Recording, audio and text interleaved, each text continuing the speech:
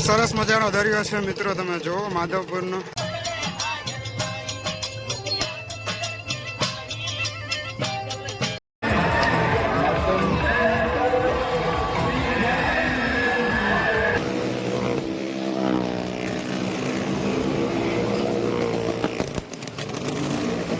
કરીને ભગવાન શ્રી કૃષ્ણ અને રુક્ષ્મણીજીના વિવાહનો પ્રસંગ હોય અને આપણે સહભાગી થવાનો એમાં મોકો મળે એનાથી વિશેષ. હેલો યુટ્યુબ ફેમિલી, સ્વાગત છે તમારું આજના મારા નવા વ્લોગની અંદર. બધાને જય માતાજી, જય ગિરનારી. તો કેમ છો બધા? મજામાં? તો બસ અત્યારે અમે નીકળી ગયા છીએ. ઘણા ટાઈમ પછી જ મારો વ્લોગ આવે છે, મને ખ્યાલ છે, પણ અત્યારે અમે જઈએ છીએ માધવપુર મેળાની અંદર. કૃષ્ણ અને રુક્ષ્મણીના વિવાહનો પ્રસંગ એટલે માધવપુરનો મેળો, અને બહુ ભવ્ય મેળો યોજાય છે માધવપુરની અંદર હર વર્ષે. તો આજે મેળાનો લાસ્ટ ડે છે, તો અમે જઈએ છીએ મેળામાં. તો ચાલો, હિના દીદીને જીજુને બધા ત્યાંથી આવશે અને બધા જોડે જાશું અમે લોકો મેળામાં. ચાલો તમે. તો મને જોઈને તમે લોકો સમજી જ ગયા હશો કે આપણે પહોંચી ગયા છીએ માધવપુર ની અંદર. અને બસ મારી પાછળ તમે જુઓ, અત્યારે મસ્ત મજાનો દરિયો છે અને અત્યારે વાગ્યા છે 5. તો મેં કીધું પેલા દરિયા આટો મારી લઈએ અને પછી નિરાતે દરિયો વરિયો જોઈએ, નિરાતે બેસી અહીંયા અને પછી અમે જઈશું મેળામાં. તો મેળાનો વ્યૂ બતાવવાનો છું. અત્યારે તમે દરિયાની મજા માણવા આવી ગયા છે. મારું આખું ફેમિલી છે. જો મારા જીજાજી, હિના દીદી, કર્મો બધા આવી ગયા છે અને મારા મમ્મી છે અત્યારે વિડીયો શૂટ કરી રહ્યા છે. તમે જો. હેલો, દરિયા મજા આવે છે. તમે પણ મિત્રો અહીંયા આવજો અને બહુ મજા માણજો. અને બહુ સારો દરિયો છે અહીંયા, અને ધ્યાન પણ રાખજો દરિયાની પાસે બહુ ના જતા, વરના બાકી તમે વયા જશો દરિયા સાથે. હા, એ બધી વાતો ધ્યાનમાં રાખવા જેવી છે. હિના દીદી, જય માતાજી, જય ગિરનારી. આજે અમે આવ્યા છીએ માધવપુર દરિયે મજા કરવા અને મેળો પણ કરશું, તો તમે અમારી સાથે જોડાઈ રહેજો. જય માતાજી. મજા કરજો.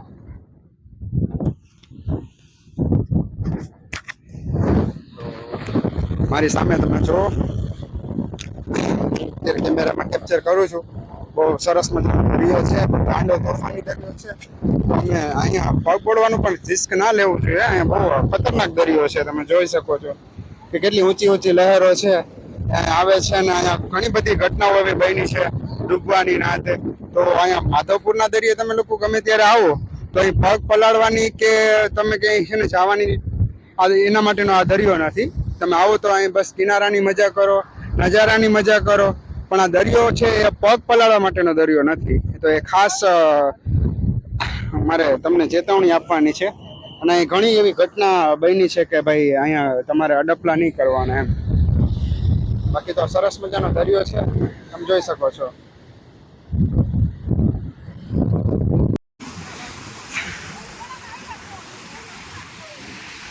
અમારા મમ્મી જો ચાલી ચાલીને થાકી ગયા છે. હિના દીદી જો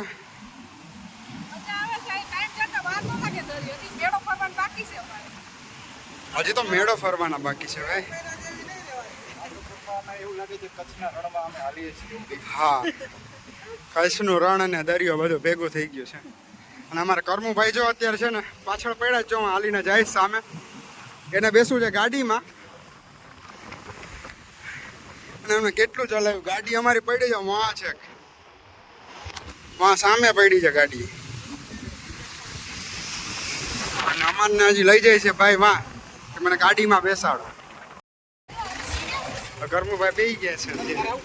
હા,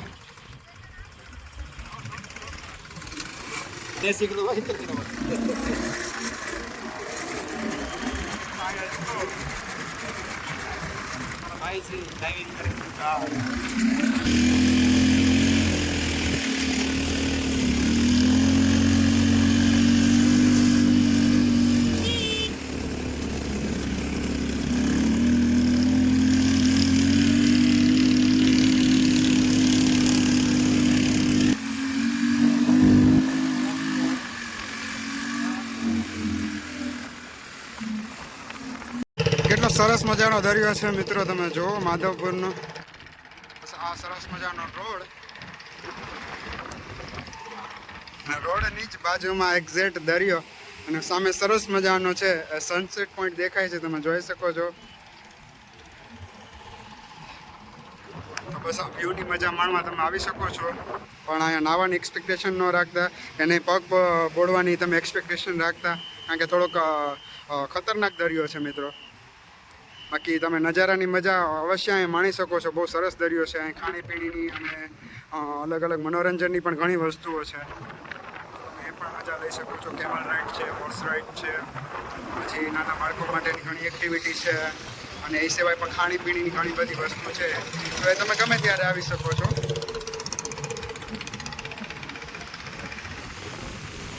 ફાઇનલી મેળામાં એન્ટર થઈ ગયા છે. આપણે ગાડી રાખી દીધી છે અને જીજુના હિસાબે મને અહીંયા છે ને પાર્કિંગ પણ બહુ સરસ મજાનું વીવીઆઈપી મળી ગયું છે. થેન્ક યુ જીજુ. ઓકે મેળામાં આવ્યો તો મેળામાં અલગ જ મજા કરવાની. પોલીસ તરીકે આપણે થોડો લાભ લેવો પડે. હા.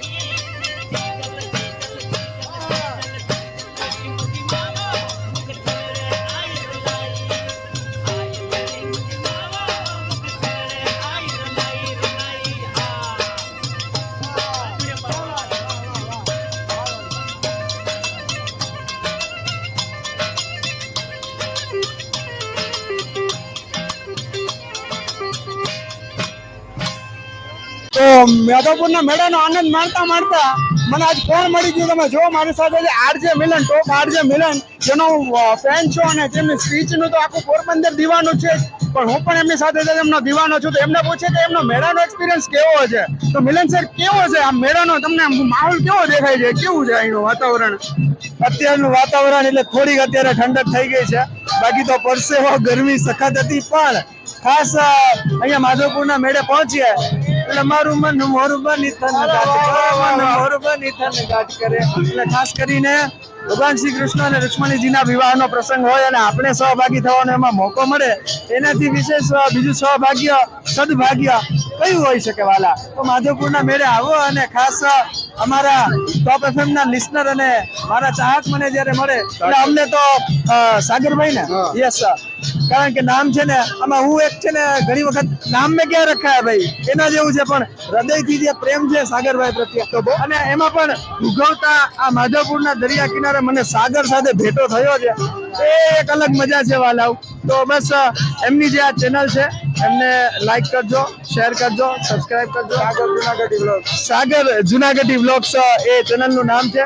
સાગર જુનાગઢી વ્લોગ્સ ને લાઈક કરો, શેર કરો, સબસ્ક્રાઇબ કરો અને ટીકો મારીને એને સબસ્ક્રાઇબ કરાવી જ રાખો. તો પોરબંદર ને છે ને એ ગુંજતું કરનાર આપણે સર છે તો બહુ મસ્ત કામ કરે છે ને બહુ મસ્ત એમની સ્પીચ છે. તો પોરબંદર વાસીઓ જરૂર આ સરને સાંભળજો, બહુ મજાના માણસ છે ને બહુ મજા કરાવે છે લોકોને ખરેખર.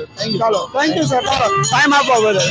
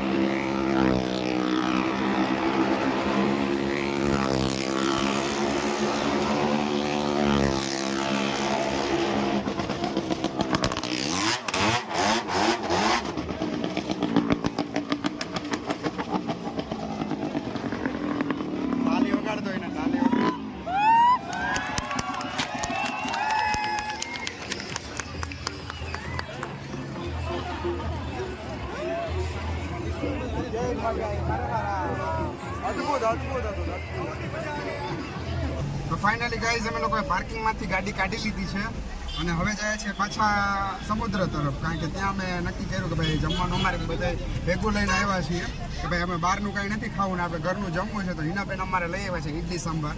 તો અમે અહીંયા જઈને ઇડલી સંભાર ખાશું. તો જુઓ તો મેળાનો ટ્રાફિક છે અને તમે મારી સામે જો કેટલું બધું ટ્રાફિક છે કે માંડ ડગલે છે ને એ 4 વ્હીલ હાલે છે. તો આ છે મેળો.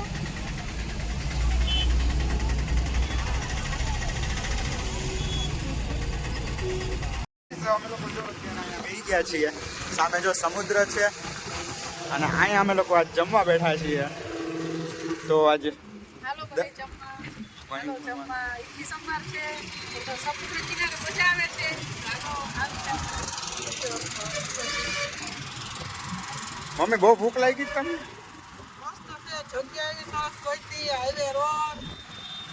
આ સામે સમુદ્ર હું ટ્રાય કરું તમને બતાવવાની. જો સામે દરિયો છે અને અહીંયા અમે લોકો જમીએ છીએ. અને ઇડલી પણ બહુ સરસ છે, મારા મમ્મીએ બનાવી છે. અને બાકી જમવાની મજા આવે છે અને તમે પણ ઘરેથી નાસ્તો લઈને તમે પણ. સો ફાઇનલી ગાઈઝ અમે પહોંચી ગયા છે ઘરે ને અત્યારે વાગી ગયા છે 12:30 અને મેળાનો આનંદ હતો આજ. તો બસ આજનો દિવસ તો બહુ મસ્ત હતો. તો મેળામાં ગયા અમે લોકોને હિના દીદીને અને જીજુને ને બેને ઘરે ઉતાર્યા અને પછી અમે હું ને મમ્મી અત્યારે પહોંચી ગયા છીએ ઘરે. તો મેળાની વાત કરું ને મિત્રો, તો આ મારો સેકન્ડ ટાઈમ હતો આ માધવપુરનો મેળો. અમે લાસ્ટ યરે ગયા હતા અને આ વર્ષે ગયા હતા. તો કહેવાય ને કે હરેક વખતે નવું વસ્તુ અમને જોવા મળે જ છે, કારણ કે ત્યાં અલગ અલગ રાજ્યોમાંથી જે હસ્તકલા અને અલગ અલગ બધી વસ્તુઓ જોવા મળે છે એ જ ખરેખર આનંદદાયક હોય છે કે ભાઈ આપણે અહીંયા કેવી વસ્તુ બનાવતા હોય એ લોકો અહીંયાથી એનું હસ્તકલાનું જે આઈટમ છે, જે બેગ્સ ને જ્વેલરી ને એ બધું છે, તો એ કેવું અલગ અલગ પ્રકારનું હોય છે. તો એ જોઈને ખરેખર આનંદ થયો કે ભાઈ એ જ્ઞાની કલા કેવી છે, આપણે અહીંની કલા કેવી છે. તો એ તમને ત્યાં મેળામાં જ જોવા મળશે. તમે ત્યાં જઈને જુઓ તો ખરેખર બહુ આનંદ આવશે. તો મજા આવી. તો અત્યારે ઘરે પહોંચી ગયા છે. તો આજનો વ્લોગ અહીંયા સુધી. આશા કરું છું કે તમને આજનો વ્લોગ ગમ્યો હોય છે. ગમ્યું હોય તો લાઈક, કમેન્ટ, શેર અને સબસ્ક્રાઈબ કરી દેજો. ત્યાં સુધી ગુડ નાઇટ, જય માતાજી, જય